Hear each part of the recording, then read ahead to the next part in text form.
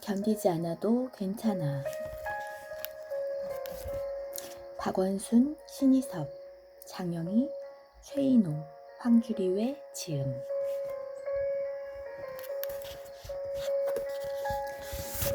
괜찮아. 장영희. 초등학교 때 우리 집은 제기동에 있는 작은 한옥이었다. 골목 안에는 고만고만한 한옥 네 채가 서로 마주보고 있었다.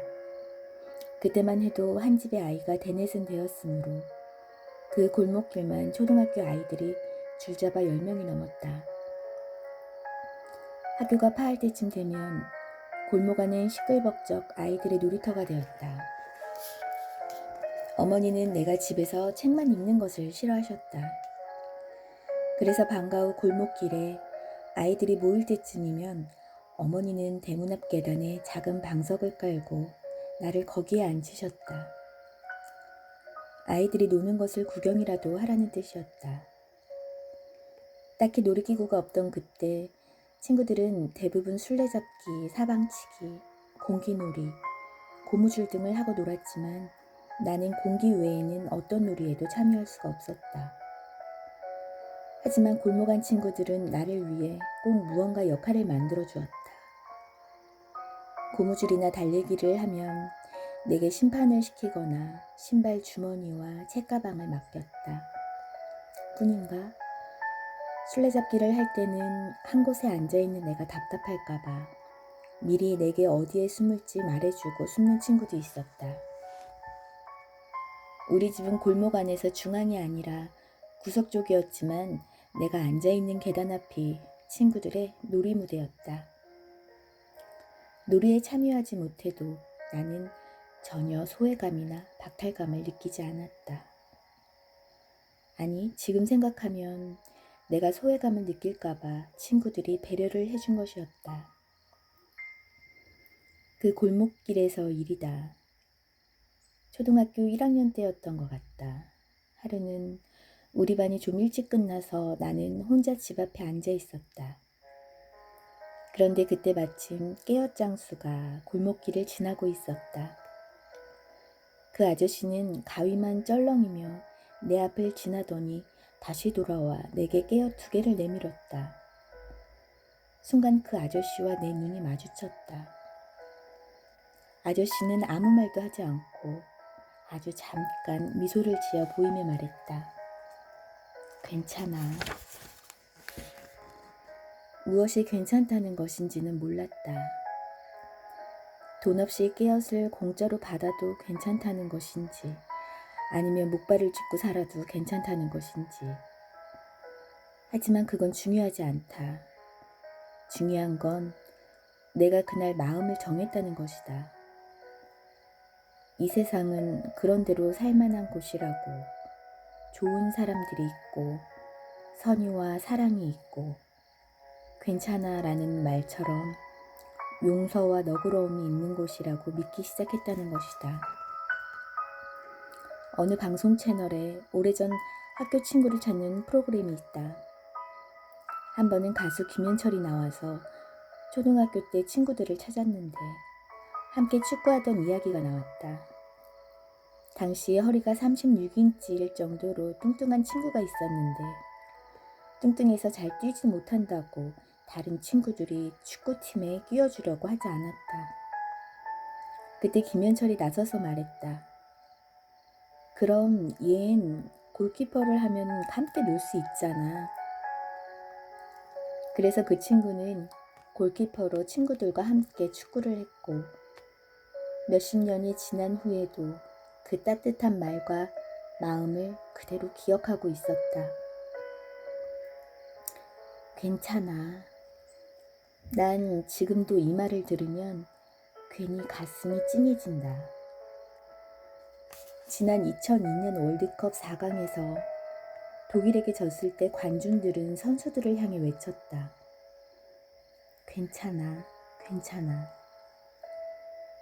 혼자 남아 문제를 풀다가 결국 골든벨을 울리지 못하면 친구들이 얼싸안고 말해준다. 괜찮아, 괜찮아. 그만하면 참 잘했다고 용기를 북돋아주는 말. 너라면 뭐든지 다 눈 감아주겠다는 용서의 말. 무슨 일이 있어도 나는 네 편이니 넌 절대 외롭지 않다는 격려의 말. 지금은 아파도 슬퍼하지 말라는 나눔의 말. 그리고 마음으로 일으켜주는 부축의 말. 괜찮아. 참으로 신기하게도 힘들어서 주저앉고 싶을 때마다 난 내 마음속에서 작은 속삭임을 듣는다. 오래전 따뜻한 추억 속 골목길 안에서 들은 말. 괜찮아. 조금만 참아. 이제 다 괜찮아질 거야. 그래서 괜찮아는 이제 다시 시작할 수 있다는 희망의 말이다. 시각장애인이면서 재벌 사업가로 알려진 미국의 톰 설리번은 자신의 인생을 바꾼 말 딱 3단어. 함께 놀래? 어렸을 때 실명하고 절망과 좌절감에 빠져 고립된 생활을 할 때 옆집에 새로 이사 온 아이가 그렇게 말했다고 한다. 그 말이야말로 자기가 다시 세상 밖으로 나올 수 있는 계기가 되었다고 했다. 어린아이의 마음은 스펀지같이 무엇이든 흡수한다. 그리고 어느 순간에 마음을 정해버린다. 기준은 함께이다. 세상이 친구가 되어 함께 하리라는 약속을 볼 때 힘들지만 세상은 그런대로 살만한 곳이라든가 아니면 세상은 너무 무서운 곳이라든지 결정해버린다. 새삼 생각해보면 내가 이 세상에 정부치게 만들어준 것은 바로 옛날 나와 함께하기를 거절하지 않은 골목길 친구들이다. 조승희의 죽음에 같은 학교의 한 여학생이 남긴 노트에 우리의 이기심이 널 분노하게 했을지 모르겠다. 함께 친구가 되어주지 못해서 미안해. 라고 적혀 있었다고 한다. 후회는 아무리 빨리 해도 이미 늦다.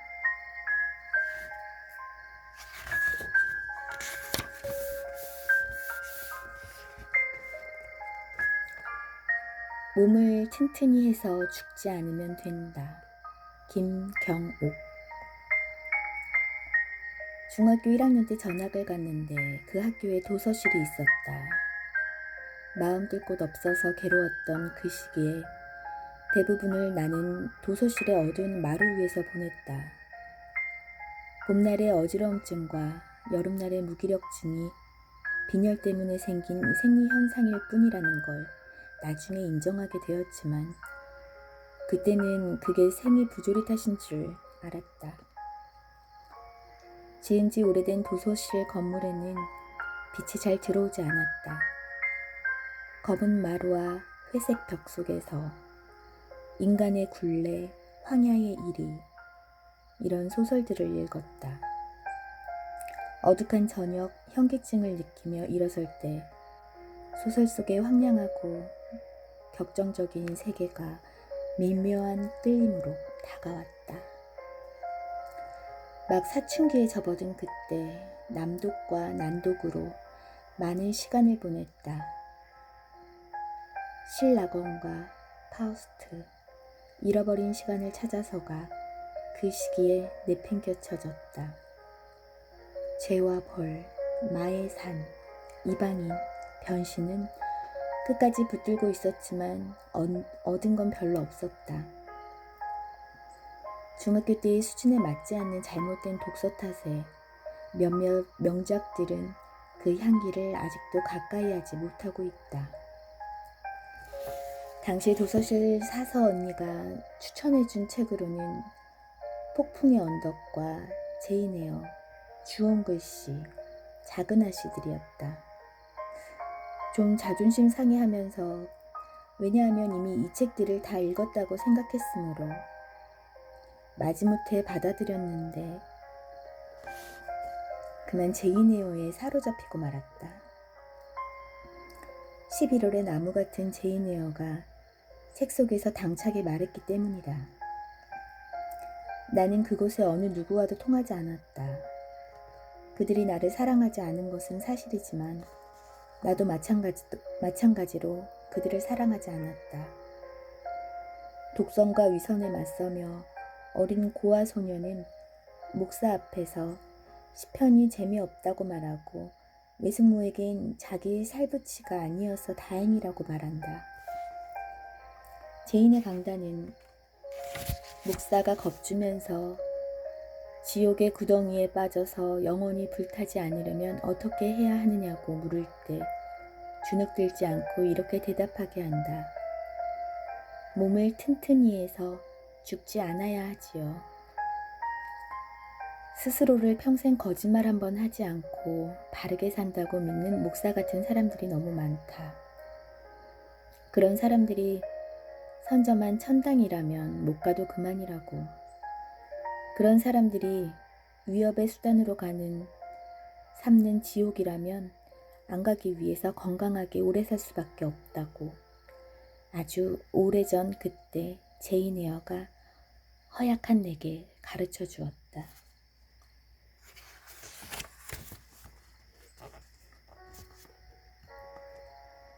참 잘했어요. 박원순. 초등학교 3학년 때 일로 기억한다. 우리 반 담임 선생님이었던 박실경 선생님이 수업 시간에 아이들에게 바람을 이용한 기계나 시설을 아는 대로 되어보라고 하셨다. 나는 얼른 손을 들어 풍로라고 대답했다.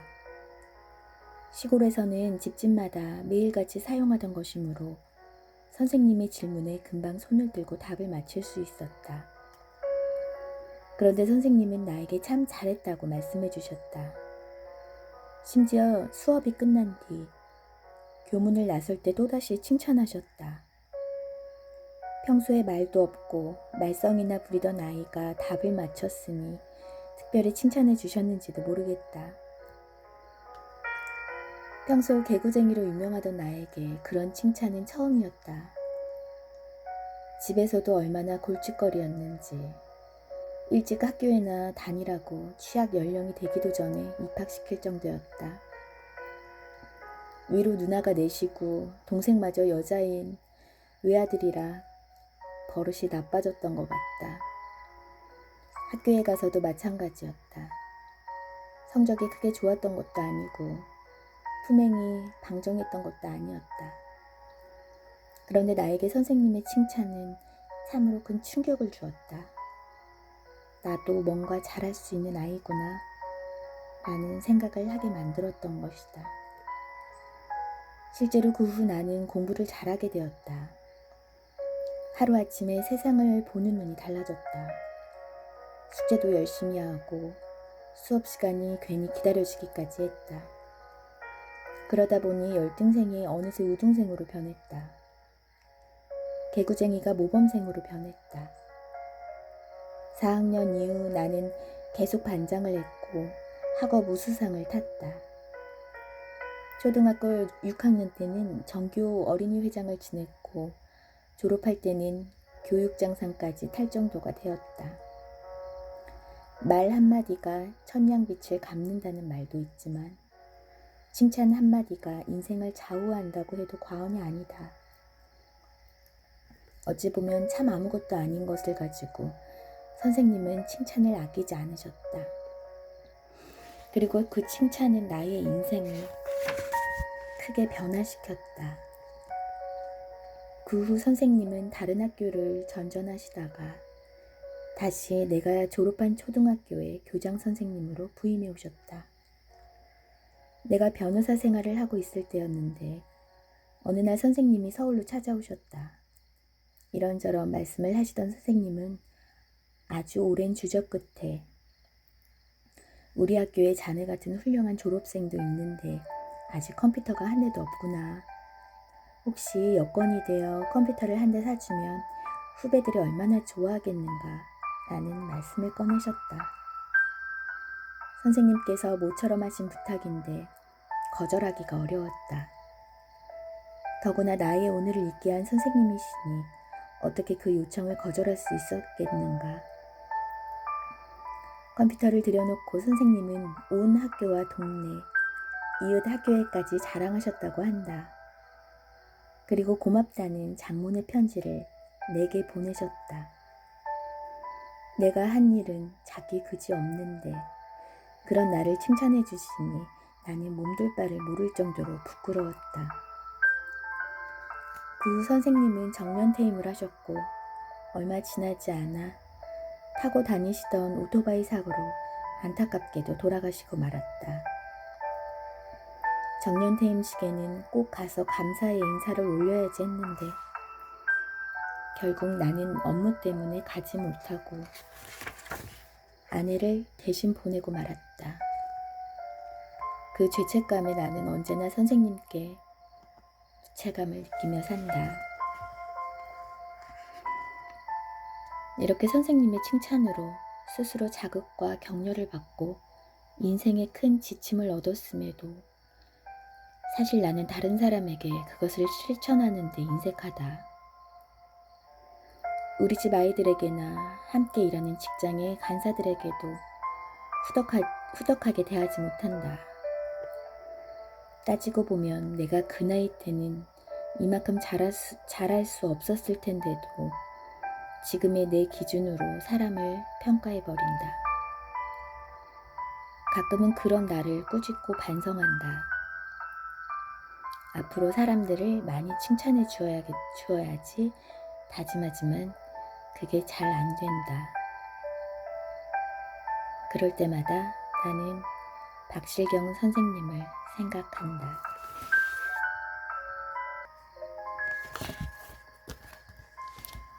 몰두하되 집착하지 말자. 신희섭.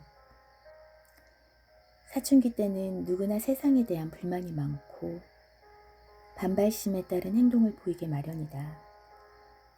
나의 경우도 예외가 아니었는데 다만 이러한 경향이 한참 늦게 그리고 약간 변형된 모습으로 나타났을 뿐이다. 내가 태어나 자란 동네는 신시 집성촌이었다. 18대 종손으로 태어난 나에게는 동네의 모든 사람들이 나이가 많건 적건 상관없이 할아버지 내지는 그 이상의 어른들이었다. 그에 더하여 홀어머니의 외아들로 자라는 나에게 동네 어른들이나 가끔 먼 곳에서 찾아오시는 친척 어른들이 한결같이 해주시는 좋은 말씀이 있었다. 훌륭한 사람이 되거라. 어머니 잘 모셔라. 신통하게도 초, 중, 고등학교를 지나 대학에 들어갈 때까지도 나는 이러한 좋은 말씀을 아무 저항 없이 나의 일부로 삼고 살았다. 문제는 대학 중반에서부터 일어났다. 그동안 관심을 가졌던 노자, 장자의 생각에 영향을 받았던 것 같다. 예의 바르고 성실하고 어질고 모범적이고 하늘을 우러러 부끄러 먹고 세상을 위하여 해야 할 일을 착실히 하라고 가르치는 공자가 한 방에 묵살내는 장자의 말에 특히 호감을 가지게 되었다. 세속의 목표를 위해서 열심히 매진한다는 것에도 회의를 느꼈고 세상의 일에 비웃는 태도를 가지게 되었다. 좋은 말씀에 대한 나대로의 반발이었던 셈이다. 엎친 데 덮친 격으로 3학년 말에 실패로 끝난 연애 사업은 나를 아예 세상 모든 것에 대한 무관심, 우울증 상태로 떨어뜨렸다. 이제 졸업반인데 이토록 황량한 상태에 빠져 있으니 난감한 일이었다. 그해 여름이 깊어갈 때쯤에 나의 마음 한 곳에서 비상사태를 알리는 경고 소리가 들려오기 시작했다. 그냥 하자. 자꾸만 생각하고 분석하고 고민하지 말고 그냥 하자. 인생을 분석하지 말고 인생을 살자. 결과를 고민하지 말고 오늘의 일에 집중하자. 이러한 생각이 어느새 뚜렷한 한 구절로 구체화되었다. 몰두하되 집착하지 않는다. 이 한 구절은 그 이후에 내 일상의 길잡이가 되었다. 후에 보니 이 말은 많은 선배들이 파악한 인생 지침과도 통함을 알게 되었다. 응무소주, 이생기심.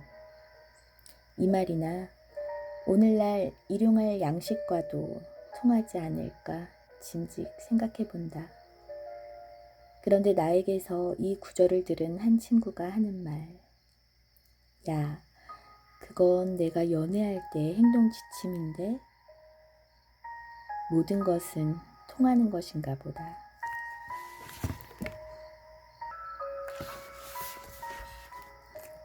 무는 개가 되어라.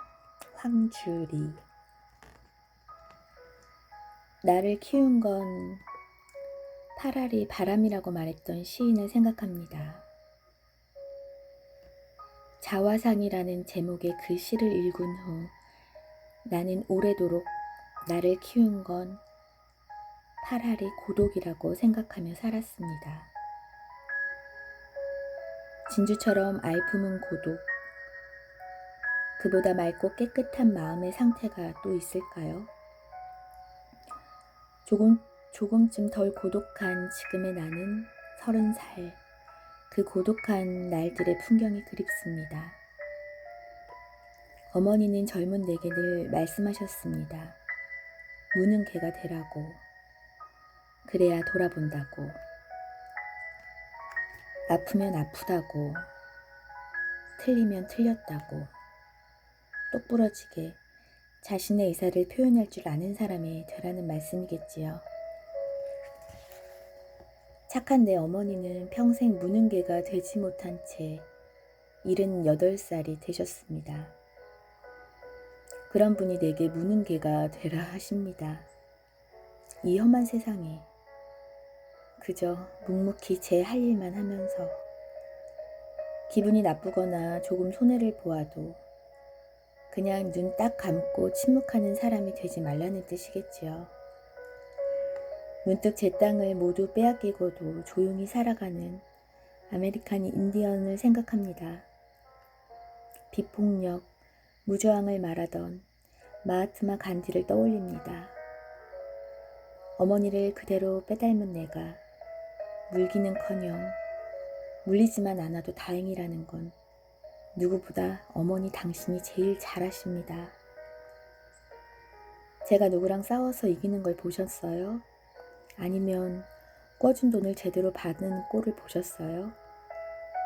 무는 개가 되라는 어머니 말씀은 순한 개가 될 것이 틀림없는 딸에게 보내는 무력이 든 가훈이었을 것을 압니다. 착한 사람들이 가득한 세상, 그것이 바로 천국일 것입니다. 이 세상에 똑똑한 무는 개들은 그냥 물라고 하세요. 다시 찾아온 아름다운 계절이 우리를 너그럽게 합니다. 그래도 어머니, 조금씩은 무는 개가 될래요. 까짓 조금 서운하고 억울한 일은 그냥 눈 감을지라도 세상에서 벌어지는 모든 악과 불평등과 옳지 않음에 대해 쩡쩡 울리는 소리로 컹컹 지저대는 무는 개가 될래요. 무는 개가 되라. 어머니, 그 말이 맞아요.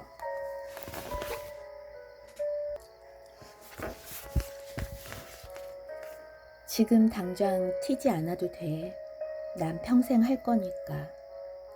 전유성. 언젠가 지리산에서 서울까지 걸어온 적이 있었다.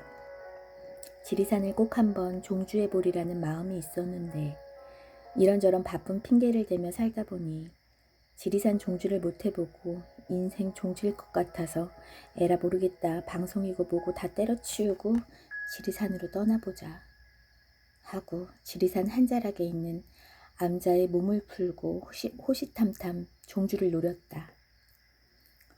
겨울이라 쉽지 않았지만 3번의 도전 끝에 지리산 종주를 겨우 마쳤다.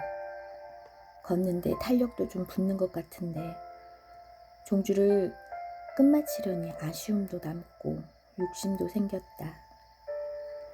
내친 김에 서울까지 걸어가 보자.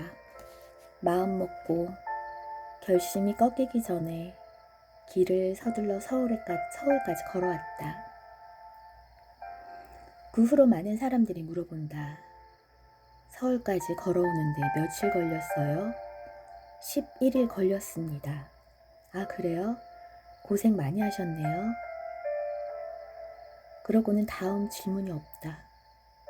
며칠 걸렸는지가 그렇게 알고 싶은 모양이다. 나는 왜 걸어오셨어요? 라는 질문도 받고 싶고 어디를 거쳐서 올라왔는지 말해주고 싶은데 말이다. 개그맨 생활 30년이 되던 해였다. 가수들은 20주년이다 30주년이다 해서 기념 콘서트를 하는데 내 30주년에는 뭘 할까 생각해봤다.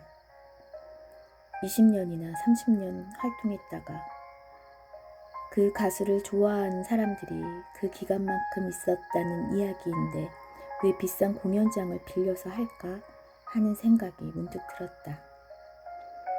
그러나 뭔가 서운한 감이 없지 않았다. 그래도 한 분야에서 30년 했으면 이건 보통 일은 아닌데 그냥 보낼 수 없다. 내가 사람들을 찾아다니며 30년이 됐다고 말하자. 방법은 살면서 한 번도 연예인을 직접 보지 못한 사람이 많을 것이다. 그 사람들을 찾아가자. 강원도 고성 꼭대기부터 해안선을 따라 남해를 거쳐 서해까지 해안선을 따라 돌면서 많은 사람들을 만나보자. 걸을 순 없다. 자동차 운전은 못하니까 자전거를 타고 일주를 해보자. 아니야, 자전거는 전에 한번 써먹었어. 그렇다면 스쿠터를 한 대 사서 타보자. 그래, 결심했어. 스쿠터야. 하지만 그냥 스쿠터는 재미가 없어. 사람들에게 이렇게 소문을 내자. 말을 타고 해안선을 따라 한 바퀴 돈다고. 물론 TV 프로그램에 나가서도 소문을 냈다. 전유성이가 말을 타고 해안선을 따라서 한 바퀴 돈대. 인형극회에 부탁해 말대가리와 꼬랑지를 맞춰 스쿠터에 붙이니 말모양이 갖춰졌다. 말을 타고 한 달 동안 여기저기 둘러보면서 많은 사람들을 만나서 이야기하고 술 마시고 한 서너 번 웃기는 이야기도 하고 서울로 돌아왔다. 스쿠터가 고장나 오토바이 가게 가서 수리를 부탁하니 아저씨 이거 타고 어디 갔다 온 거예요? 하고 주인이 묻는다. 한 달 동안 동해, 남해, 서해안을 거쳐 서울까지 왔다고 하니 한마디 더 거둔다. 아저씨 이거 말고 좀 큰 진짜 오토바이 타고 돌면 이틀이면 되는데 뭐하러 사서 고생을 하세요. 지금도 방송 활동을 하고 있는 나는 가끔 생각해 본다. 별 재능도 없이 어떻게 여기까지 왔을까? 지금은 성대묘사가 기본기가 되어버린 이상한 억양, 주인공 한번 못해본 코미디 프로그램의 여러 가지 단역, 말도 없이 있다가 가끔가다 한마디씩 내뱉는 어설픈 연기. 잘 생각해 보시라. 다른 인기 개그맨만큼 내가 대사가 많았던 것도 아닌데 지금까지 버틴 이유가 뭘까? 나는 이것밖에 할 것이 없다. 나는 평생 할 거니까 지금 당장 튀지 않아도 돼 하는 마음이 있었던 덕분이라고 생각한다.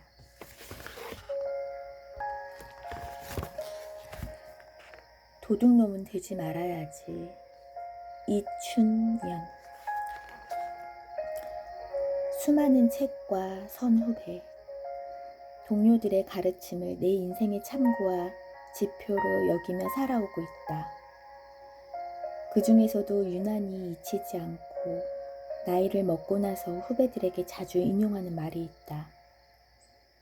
연극 연기를 전공하던 대학 1학년 때 지도 교수였던 이원경 선생님의 말씀이다.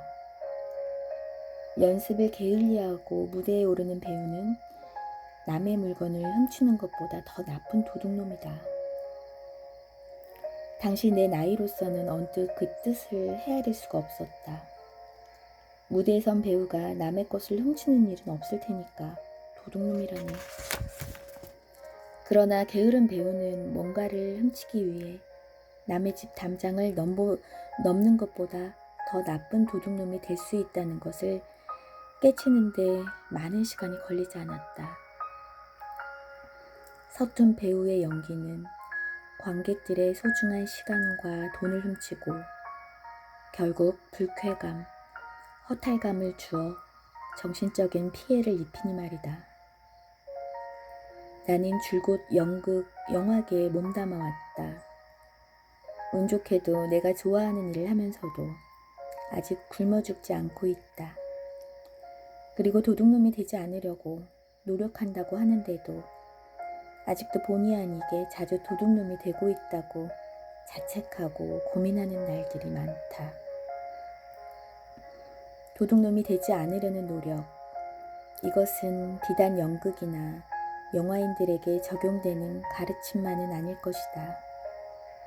이것은 연기 철학을 넘어선 인생 철학이기에 자기 분야에서 최선을 다해야 하는 모든 사람들의 과제인 것이다. 도둑놈은 되지 말아야지.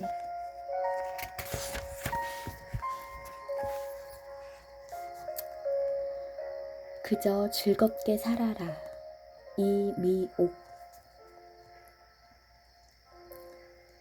엄마가 이 꽃을 쑥갓꽃이라고 불러주지 않았다면 나는 그저 들국화려니 아니면 개망초와 닮았네 하고 그냥 지나쳤을 겁니다.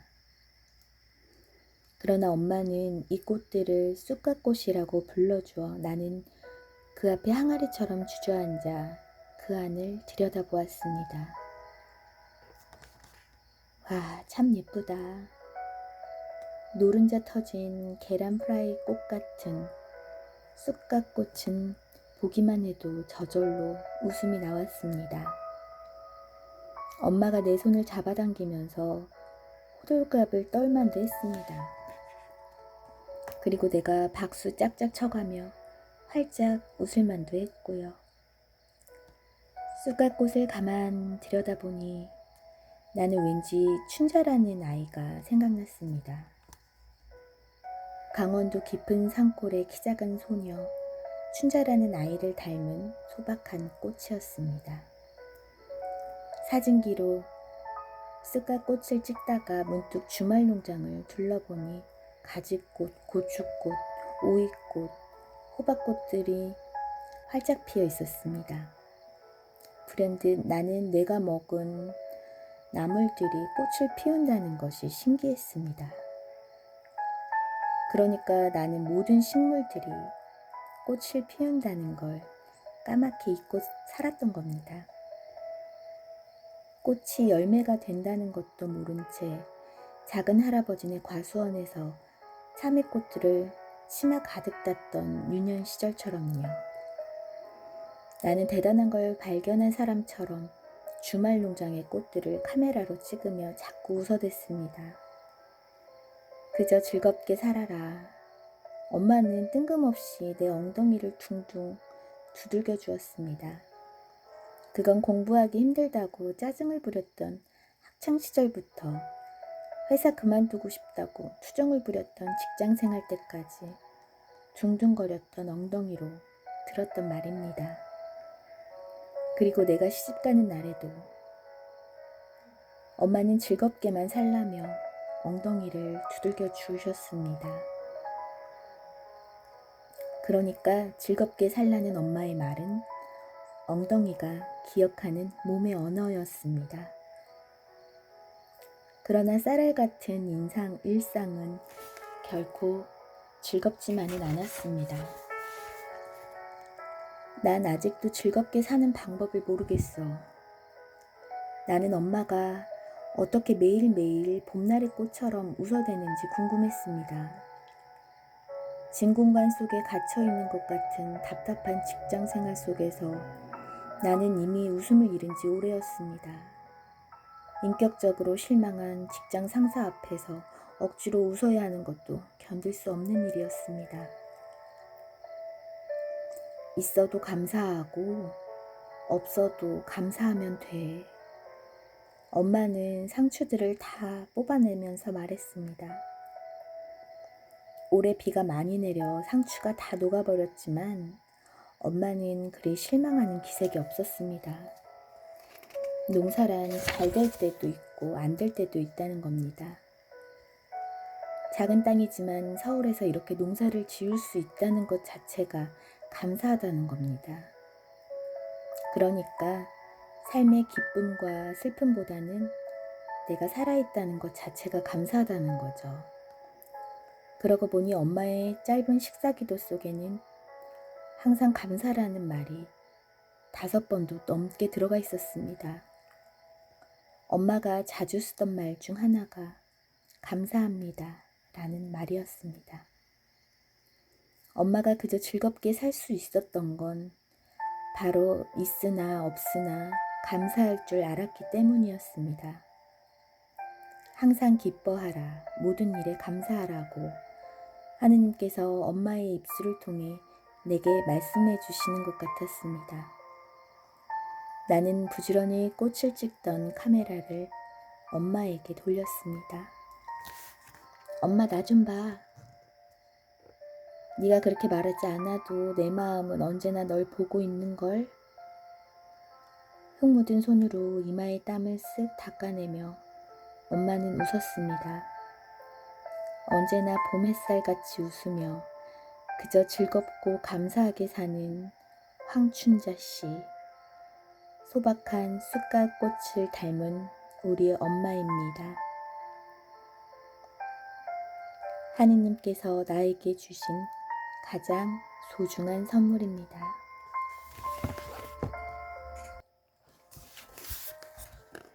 고통이 너를 강하게 만들 거야. 장미란.